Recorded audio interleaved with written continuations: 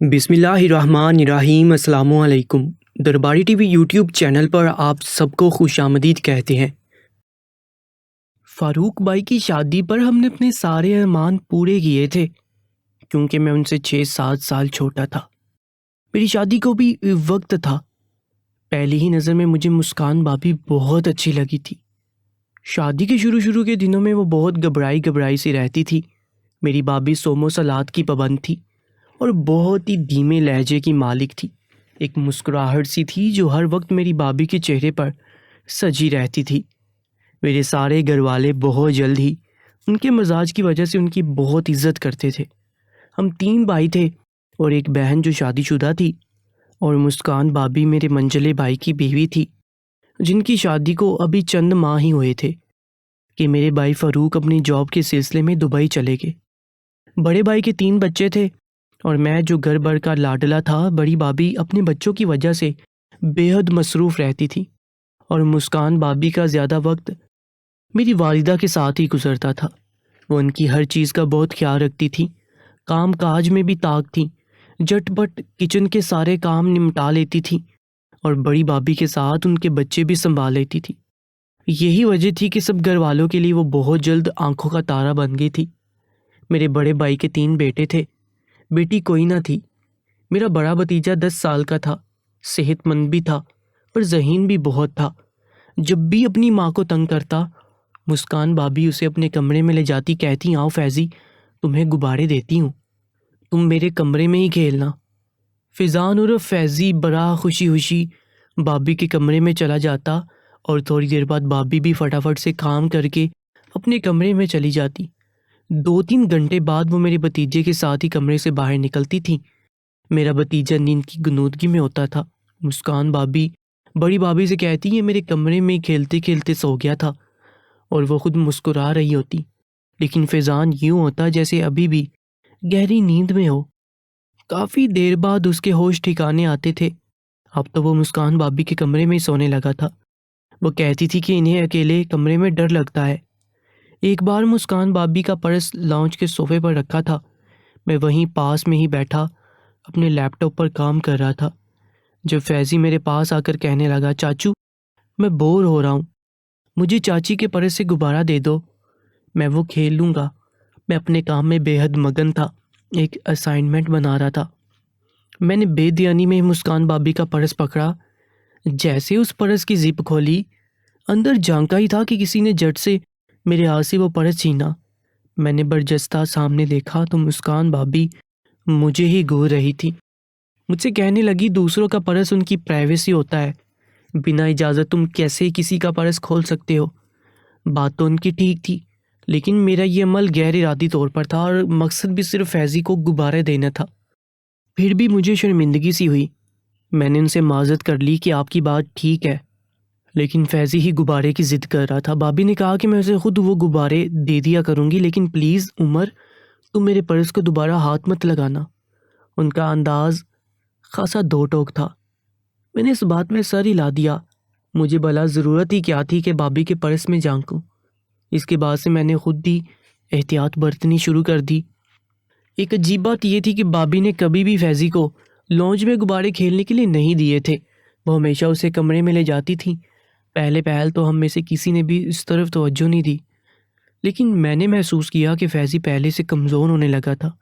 حالانکہ پہلے اس کی صحت بہت اچھی تھی، لیکن 1 ماہ میں اس کی صحت بہت زیادہ گر گئی تھی۔ پھر وہ چپ سا رہنے لگا تھا، چڑچڑا بھی بہت ہو چکا تھا۔ سب سے زیادہ حیران کن بات یہ تھی کہ فیضی مسکان بھابی کے پاس جانے سے گھبرانے لگا تھا۔ انہیں دیکھ کر فیضی کی رنگت اڑنے لگتی تھی۔ بھابی روز اسے دوپہر کے وقت اپنے ساتھ کمرے میں لے جاتی اور 2-3 گھنٹوں بعد ہی وہ کمرے سے باہر آتا تو نیند کی غنودگی میں ہوتا۔ اب تو اس کے اسکول سے بھی شکایتیں آنے لگی تھی کہ وہ کلاس میں بیٹھا سو جاتا ہے۔ میری بڑی بھابی اس کی طرف سے بہت پریشان سی رہنے لگی تھی۔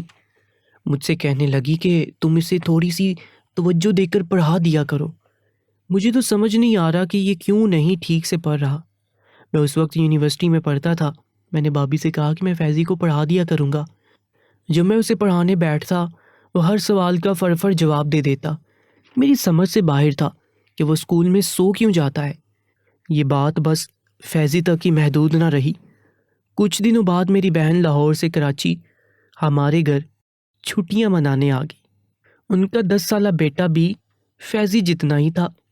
بہن کے گھر آ جانے سے رونق سی بڑھ گئی تھی۔ فیضی کی طرح ایان بھی بہت شرارتی سا تھا، ابھی بھی میری بہن کو تنگ کر رہا تھا۔ بابی میری بہن سے کہنے لگی ایان کو مسکان کے حوالے کر دو، یہ بچوں کو سیدھا کرنا جانتی ہے۔ بڑی بابی کی مذاق میں کہی بات پر مسکان بابی مسکرانے لگی۔ اب وہ فیضی کے ساتھ ساتھ ایان کو بھی اپنے کمرے میں لے جانے لگی، لیکن وہ چند منٹ بعد ہی ان کے کمرے سے باہر نکل آتا۔ پہل تو ایان مسکان بابی کے بالکل بھی پاس نہیں جاتا تھا۔ ایک دن رات کے کھانے کے دوران مسکان بابی میری بہن سے کہنے لگی کہ آپا ایسا کرے ایان کو رات کو میرے ساتھ ہی سونے دیا کریں۔ فاروق تو دبئی ہے تو میں ایان کے ساتھ مل کر اچھی سی مووی دیکھا کروں گی، ہم گیم کھیلا کریں گے، کارٹون دیکھیں گے، اس کی بھی چھٹیاں اچھی گزر جائیں گی اور آپ کو امی کے ساتھ وقت گزارنے کا موقع مل جائے گا، ورنہ یہ تو آپ کی جان ہی نہیں چھوڑتا۔ ایان آپی کا اکلوتا بیٹا تھا، اس لیے شرمیلا سا تھا، ہر وقت آپی کے ساتھ ساتھ ہی رہتا تھا۔ میں نے ہنستے ہوئے کہا اسے اپنی ماں کی عادت ہو گئی ہے، اسے ایان آپ کو لفٹ نہیں کروانے والا۔ میں نے مسکان بابی کو چھیڑتے ہوئے کہا تھا، لیکن وہ سوگ سے بولی کہ دیکھ لینا اسے میں کیسے 2 دنوں میں اپنی عادی بنا لیتی ہوں۔ میں نے ان کی بات ہنسی میں اڑائی تھی کیونکہ مجھے پتا تھا کہ ایان اپنی ماں کا پلو کسی پل نہیں چھوڑتا، بھلا 2 دن میں یہ اس پر ایسا کون سا جادو کر دیں گی۔ لیکن میری حیرت کی انتہا نہ رہی جب 2 دن میں ہی ایان مسکان بابی کے ساتھ بیٹھا ان کے لیپ ٹاپ پر کارٹون دیکھ کر ہنس رہا تھا۔ میرا حیرت سے کھلا منہ دیکھ کر مسکان بابی اترتے ہوئے مجھ سے کہنے لگی دیکھ لیا تم نے، اب تو تم مجھے مان ہی جاؤ تو اچھا ہے کہ مجھے بچوں کو بہلانا آتا ہے۔ یہ بات تو میں دل سے مان گیا تھا، مسکان بابی واقعی بیسٹ تھی۔ میں ان سے کہنے لگا میرے لیے بھی اپنی جیسی ہی لڑکی ڈھونڈیے گا جو آپ کی طرح سب کے دل جیتنا جانتی ہو۔ وہ ہنسنے لگی۔ ایک بار میں بچوں کے لیے بازار سے غبارے لے آیا اور ایان اور فیضان کو پکڑا دیے، لیکن کچھ دیر بعد وہ سارے غبارے انہوں نے مجھے واپس کر دیے۔ کہنے لگے آپ گندے والے غبارے لاتے ہو، چچی کے پاس اچھے والے غبارے ہیں جس سے مزے کی خوشبو آتی ہے۔ وہ دونوں میرے پاس وہ غبارے پھینک کر چلے گئے۔ مجھے سن کر کچھ حیرت ہوئی تھی کہ ایسی کیا خوشبو ہے اور خوشبو کا غباروں سے کیا تعلق۔ بچوں نے تو کھیلنا ہوتا ہے چاہے خوشبو آئے یا نہ آئے، لیکن میں اس بات کو اتنی سنجیدگی سے نہیں لیا۔ اب ایان روز مسکان بابی کے ساتھ ہی سونے لگا تھا، لیکن صبح جب وہ اٹھتا تو اس کی آنکھیں نیند سے بوجھل ہوتی۔ مسکان بابی جب یہ کہتی ایان رات کو کارٹون کیسے لگے تھے تو وہ یوں شرم سے سرخ ہو جاتا جیسے پتہ نہیں کیا دیکھ لیا ہو۔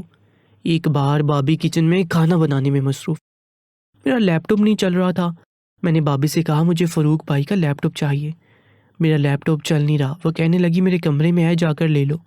میں ان کے کمرے میں چلا گیا کیونکہ فاروق بھائی اپنا لیپ ٹاپ لے کر نہیں گئے تھے، وہ بابی کے استعمال میں رہتا تھا۔ بھائی کو کمپنی کی طرف سے ایک نیا لیپ ٹاپ ملا تھا، فاروق بھائی کے پاس وہی تھا۔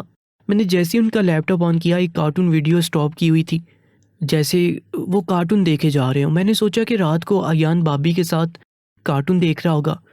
میں نے وہ کارٹون آن کر دیے، لیکن وہ کارٹون تو نہایت ہی غیر اخلاقی قسم کے تھے۔ اسے دیکھ کر میرا دماغ ہی گھوم کے رہ گیا۔ مسکان بابی کس قسم کے کارٹون ایان کے ساتھ مل کر دیکھ رہی تھی، کس قسم کی عورت تھی۔ سب کے سامنے یہ 5 وقتہ نمازی سر پر ہر وقت دوپٹہ لے کر رکھتی تھی، تو بچوں کے ساتھ یہ سب دیکھتی تھی ایسی شرمناک ویڈیو۔ غصے سے برا حال تھا۔ میں نے لیپ ٹاپ بند کیا اور کمرے سے باہر آ گیا۔ میں نے مسکان بابی کو نوٹ کرنا شروع کر دیا۔ مجھے اب نہ جانے کیوں مسکان بابی کی آنکھوں میں ایان اور فیضی کو دیکھ کر عجیب سی چمک نظر آتی تھی۔ وہ ایان کو سر سے پیر تک بڑے غور سے دیکھ رہی تھی۔ نہ جانے کیوں میرے ذہن سے ایک عجیب سا خیال سا گزرا، لیکن میں نے خود کو ہی سرزنش کی کہ مسکان بابی 5 وقتہ نمازی ہیں، مجھے ایسا خیال بھی دماغ میں نہیں لانا چاہیے۔ لیکن میرا ذہن اب اسی نہج پہ سوچنے لگا تھا، کیونکہ جو کچھ میں نے ان کے لیپ ٹاپ پر دیکھا تھا میری جگہ کوئی بھی ہوتا تو ایسا ہی سوچتا۔ مجھے یاد آنے لگا کہ جب سے ان کی شادی ہوئی ہے وہ میکے ایک بار بھی نہیں گئی، پھر وہ غبارے ان کے پرس میں ہر وقت کیوں ہوتے ہیں، حالانکہ ان کے تو کوئی بچے بھی نہ تھے اور یہ بھی نہ تھا کہ وہ گھر سے باہر کہیں گئی ہوں اور بچوں کے لیے غبارے لائے ہوں۔ وہ کہیں نہیں گئی تھیں۔ میں جتنا ان سوچوں سے چھٹکارا حاصل کرنا چاہتا تھا، نہ جانے کیوں مجھے کسی خطرے کا احساس ہونے لگا تھا۔ ایک بات تو میں بتانا ہی بھول گیا، میری چھٹیس بہت تیز تھی۔ کچھ بھی برا ہونے سے پہلے میرے اندر ایک بے چینی سی شروع ہو جاتی تھی۔ اب بھی مجھے نہ جانے کیوں ایسا لگ رہا تھا کہ کچھ برا ہونے والا ہے۔ نہ چاہتے ہوئے بھی میری سوچوں کا مرکز آج کل مسکان بھابھی ہو گئی تھی، کیونکہ ایان جب سے ان کے ساتھ سونے لگا تھا وہ مجھے سست سا رہنے لگا تھا۔ مجھے اس کی رنگت پیلی سی لگنے لگی تھی۔ نہ جانے کیوں مجھے لگتا تھا مسکان بھابھی جیسی نظر آتی ہے ویسے ہے نہیں۔ ایک بار میری آنکھ کھلی، مجھے عجیب سی بے چینی سی ہونے لگی تھی۔ میں کمرے سے باہر آیا تو مجھے جو آوازیں مسکان بھابھی کے کمرے سے آ رہی تھی وہ کچھ عجیب و غریب سی تھی۔ مجھے لگا ایان کسی تکلیف سے کڑہ رہا ہے۔ اس وقت اسے کیا ہوا ہے؟ میرے دل میں جس قسم کے وہم آنے لگے تھے، میں نے جلدی سے مسکان بھابھی کے کمرے کا دروازہ بجا دیا۔ چند منٹ بعد ہی انہوں نے اپنا دروازہ کھولا تھا۔ وہ دکھنے میں بالکل ہی حشاش بشاش سی تھی۔ دکھنے سے یہی نہیں لگ رہا تھا کہ سو رہی تھی، نیند سے جاگی ہیں۔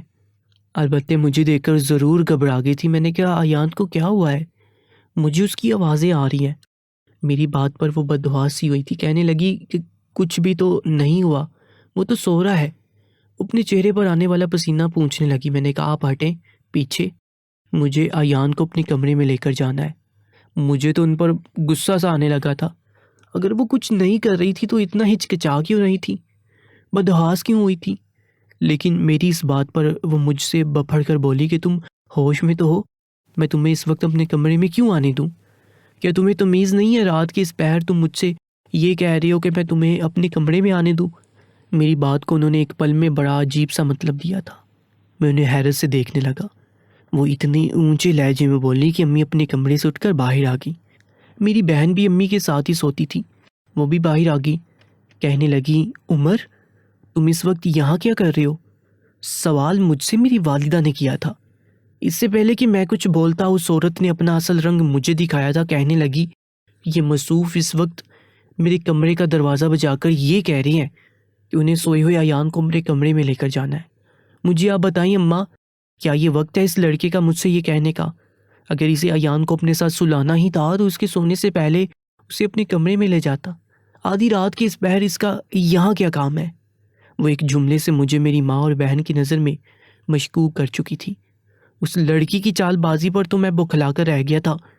میری ماں اور بہن مجھے شک بڑی نظروں سے دیکھنے لگی۔ میں امی کے پاس آ گیا۔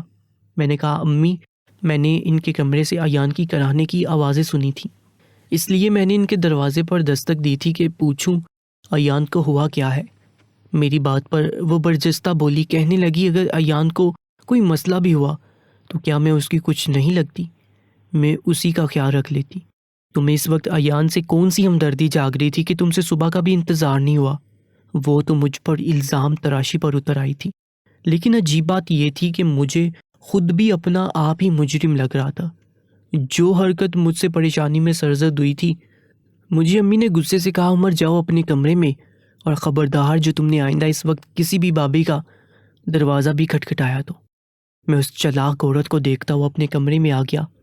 مجھے نہیں معلوم تھا وہ میرے ساتھ اس قسم کی چال چل جائے گی۔ اگلی روز وہ مجھے غصے سے ہی گھورتی رہی۔ میری والدہ مجھ سے الگ خفا تھی۔ مسکان بھابھی بڑی بھابھی سے میری بات کر چکی تھی، اس لیے سب گھر والے مجھ سے ٹھیک بات نہیں کر رہے تھے اور مجھے برا سمجھ رہے تھے۔ رات کو جب میں نے اپنی بہن سے یہ کہا کہ ایان میرے ساتھ سوئے گا تو بہن مجھے ہی ڈانٹنے لگی۔ کہنے لگی تمہیں اگر مسکان سے کوئی عداوت ہے بھی تو اسے اپنے تک رکھو، لیکن میں چند دن کے لیے ہی رہنے آتی ہوں، بھابھی اسے بگاڑ نہیں سکتی۔ میں چپ ہو گیا، لیکن اس عورت کو تو مجھ سے شاید خدا واسطے کا بیر سا تھا۔ وہ مجھے نفرت سے گھورتی رہتی تھی۔ میں فضان کو اس کے کمرے میں بھی جانے نہیں دیتا تھا۔ ایان البتہ میری بات نہیں سنتا، کہتا تھا مسکان مامی کھیلنے کے لیے خوشبودار غبارے دیتی ہیں، وہ کوئی عام سے غبارے نہیں ہیں، انہیں پھلاتے ہی ہم لوگ بھی غبارے کے ساتھ ہواؤں میں اڑنے لگتے ہیں۔ مجھے یہ سن کر یہ تجسس سا ہونے لگا کہ آخر کس قسم کے غبارے ہیں اس کے پاس۔ مجھے یاد آنے لگا کیسے وہ مجھ سے اپنا پرس چھین کر لے گئی تھی۔ جو کشیدگی کی بات ہمارے درمیان ہو چکی تھی، میں اس کے کمرے میں بھی نہیں جا سکتا تھا۔ میں فضان سے پیار سے پوچھنے لگا کہ تمہاری ممانی تمہارے کمرے میں لے جا کر کیا کرتی تھی؟ مجھے اب اس عورت کے بارے میں جاننا تھا کہ وہ بچوں کے ساتھ کیا کرتی ہے۔ جو کچھ مجھے فیضان نے بتایا، میرا دل اندیشوں میں ڈوب سا گیا تھا۔ میں بہت پریشان سا ہو گیا تھا۔ کچھ دنوں بعد مجھے چائے کی طلب ہوئی تو رات کے وقت اپنے لیے چائے بنانے کے لیے کچن میں جانے لگا، لیکن کچن کی لائٹ جل رہی تھی اور باتوں کی آواز بھی آ رہی تھی۔ میں کچن کے پاس آیا تو مسکان بھابی کسی سے فون پر بات کر رہی تھی۔ میں چھپ کر اس کی باتیں سننے لگا۔ اس کی باتوں سے مجھے اندازہ ہوا کہ وہ فاروق بھائی سے باتیں کر رہی ہے، کیونکہ باتوں کی نوعیت کچھ ایسی ہی تھی جیسے میاں بیوی کرتے ہیں۔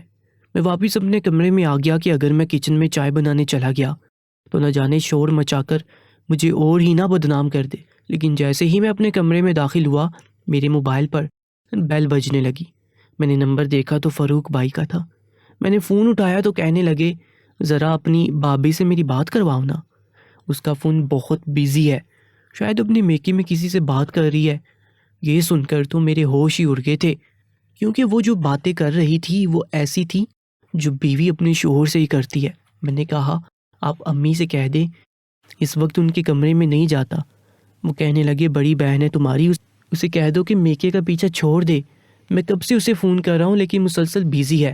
میں نے انہیں کوئی جواب نہیں دیا اور فون آف کر کے رکھ دیا، لیکن یہ سوچنے لگا کہ اگر وہ بھائی سے بات نہیں کرتی تھی تو کس سے بات کر رہی تھی؟ اپنی ذاتی باتیں تو انسان اپنے شوہر سے ہی کرتا ہے۔ میرا سر اب بری طرح سے چکرانے لگا تھا۔ یہ عورت کس قسم کی تھی؟ بچوں کے ساتھ بھی کوئی گھنونا کھیل کھیل رہی تھی، کیونکہ مجھے اس دن فیضان نے بتایا تھا کہ جب وہ مسکان کے کمرے میں جاتے ہیں تو وہ انہیں غبارے اپنے پرس سے نکال کر دیتی تھی، اور جیسے ہی وہ لوگ اس غبارے کو پھلاتے انہیں نیند آنے لگتی، اور میرے بھائی کو بھی دھوکہ دے رہی تھی، اور سب کے سامنے شرافت کا لبادہ اوڑھے وہ خود کو نیک اور پارسا ثابت کر رہی تھی۔ مجھے یہ سمجھ نہیں آ رہا تھا کہ اس کا پول کیسے کھولوں۔ میں نے اگلے روز ہی فیضان اور ایان کو اپنی بائک پر بٹھا کر ایک ہاسٹل لے گیا اور ان کا بلڈ سیمپل دے کر پہلے انہیں آئس کریم کھلائی، اور یہ بھی کہا وہ گھر پر کسی سے نہ کہیں کہ میں نے انہیں انجیکشن لگوایا ہے، کیونکہ وہ دونوں ہی بلڈ سیمپل دیتے ہوئے خوب روئے تھے۔ وہ دونوں آئس کریم کے لالچ میں مان گئے تھے۔ مجھے بس اس رپورٹ کا انتظار تھا جس سے سچ سامنے آنے والا تھا۔ ایک رات مجھے مسکان بھابی کے کمرے سے کچھ آوازیں آ رہی تھیں۔ میں نے کان لگا کر سننا چاہا تو ایک آواز تو مسکان بھابی کی تھی، لیکن دوسری آواز نے تو میرے حواس گم کر دیے تھے۔ وہ ایک مردانہ آواز تھی۔ میرے پاس یہی موقع تھا سب کے سامنے سچ لانے کا۔ میں نے ان کا دروازہ کھٹکھٹانا شروع کر دیا۔ اس مرد کی آواز بند ہو چکی تھی۔ مسکان بھابی نے دروازہ کھولا تو وہ بے حد گھبرائی ہوئی تھی۔ میں نے کہا، تمہارے ساتھ کون سا مرد اس کمرے میں ہے؟ بلاؤ اسے باہر۔ میں چلا کر بولا تو وہ کہنے لگی، کیوں مجھ پر بہتان لگا رہے ہو؟ میں نے کہا، آج میں شور مچا کر سب کو اکٹھا کر لوں گا، تم مجھ سے چھپا نہیں سکتی۔ میری آواز بلند تھی کہ یکایک سے مسکان بھابی نے پہلے اپنا دوپٹہ اتار کر پھینکا اور پھر اپنے کپڑے پھاڑنے شروع کر دیے۔ اپنے ناخنوں سے اپنے بازو زخمی کر لیے اور مجھے گریبان سے پکڑ کر اپنے کمرے کے اندر کھینچ لیا اور زور زور سے بچاؤ بچاؤ کہہ کر چلانے لگا۔ میں تو اس افتاد کے لیے تیار نہ تھا، اس لیے ابھی سنبھل بھی نہیں پایا تھا کہ سب کمروں کے دروازے کھل گئے۔ تب تک وہ عیار عورت اپنے بال کھول چکی تھی۔ مجھے اپنے بیڈ پر دھکا دے کر کمرے سے باہر نکل گئی۔ میرا بڑا بھائی، بھابی، امی، بہن سبھی باہر آ گئے۔ وہ روتے ہوئے میری ماں کے ساتھ لگ کر رونے لگی، کہنے لگی، اس شخص نے مجھے کہیں کا نہیں چھوڑا، مجھے برباد کر دیا۔ یہ سن کر تو مجھے لگا میرے پیروں تلے سے زمین ہی نکل گئی تھی۔ یہ سننا تھا کہ میرا بڑا بھائی مجھے مارنے پیٹنے لگا۔ میں نے بہت کہا کہ یہ عورت جھوٹ بول رہی ہے، میں نے اس کے کمرے سے کسی مرد کی آواز سنی ہے، آپ لوگ اس کے کمرے کی تلاشی لو۔ لیکن میری بات کسی نے سننی تھی اور نہ کسی نے سنی۔ اس عورت کے جھوٹے آنسو سب کو نظر آ رہے تھے۔ مجھے میرے بھائی نے رات کو ہی دھکے دے کر باہر نکال دیا۔ پوری رات میں نے سڑک پر گزاری۔ اگلے روز میں اپنی گلی میں داخل ہوا تو فاروق بھائی کو ایئرپورٹ کی گاڑی میں گھر کے سامنے سامان اتارتے دیکھا تو ان کے پاس آ گیا، لیکن انہیں بھی شاید جھوٹی کہانی سنائی گئی تھی۔ وہ میری بات سننے کو تیار نہ تھے، لیکن میں نے انہیں اپنے مرحوم والد کا واسطہ دیا اور کہا، بس ایک بار میری بات سن لیں۔ وہ میری بات سننے کے لیے تیار ہو گئی۔ میں ان کے ساتھ اسی گاڑی میں بیٹھ گیا اور ہاسپٹل لے گیا۔ سارے راستے میں نے ساری بات بتا چکا تھا، لیکن وہ بے یقین تھے۔ میں نے ہاسپٹل سے دونوں بچوں کی رپورٹس دیکھی تو اس سے ثابت ہو گیا کہ بچوں کو نشہ آور چیز دی جا رہی تھی۔ وہ عورت نشے کا پاؤڈر غباروں میں ڈال کر بچوں کو سنگا کر بے ہوش کر دیتی اور کسی مرد کو رات کو بلا لیتی تھی تاکہ اس پر کوئی شک نہ کرے۔ سب یہی کہیں کہ وہ اکیلی نہیں تھی، بچے اس کے ساتھ سوتے تھے۔ اپنے غلط مقصد کے لیے وہ بچوں کو نشے کا عادی بنا رہی تھی۔ فاروق بھائی نے اسے جب پولیس کے حوالے کیا تو اس عورت نے اپنے جرم کا اعتراف کر لیا کہ وہ شادی سے پہلے کسی اور کو پسند کرتی تھی، لیکن گھر والوں نے شادی فاروق بھائی سے کر دی۔ پھر بھائی یہاں رہتے بھی نہیں تھے تو اس کے لیے آسانی تھی کہ وہ اپنے عاشق کو بلا لیتی، لیکن اس پر کوئی شک نہ کرے اس لیے اس نے بچوں کو نشہ دے کر اپنی باتیں منواتی تھی، انہیں رات کو اپنے ساتھ سلاتی تاکہ کوئی اس پر شک نہ کرے۔ فاروق بھائی نے اسے طلاق دے دی اور میرے گھر والوں کو بھی میرا اعتبار آ گیا۔ ہمیشہ نظر آنے والا ہی سب نہیں ہوتا، کبھی کبھی لوگ دین کا لبادہ اوڑھ کر برائی کرتے ہیں تاکہ کوئی ان پر شک نہ کرے، لیکن یہ نہیں سوچتے کہ یہ سب کر کے کسے دھوکہ دے رہے ہیں، خود کو یا اپنے رب کو جو ہر بات سے واقف ہے۔ آج کی اس کہانی کے بارے میں اپنی قیمتی رائے سے ہمیں ضرور آگاہ کیجیے گا، اور ایسی ہی کہانیوں کے لیے ہمارے YouTube چینل کو سبسکرائب کر لیجیے گا۔ اپنا بہت زیادہ خیال رکھیں۔ اللہ نگہبان۔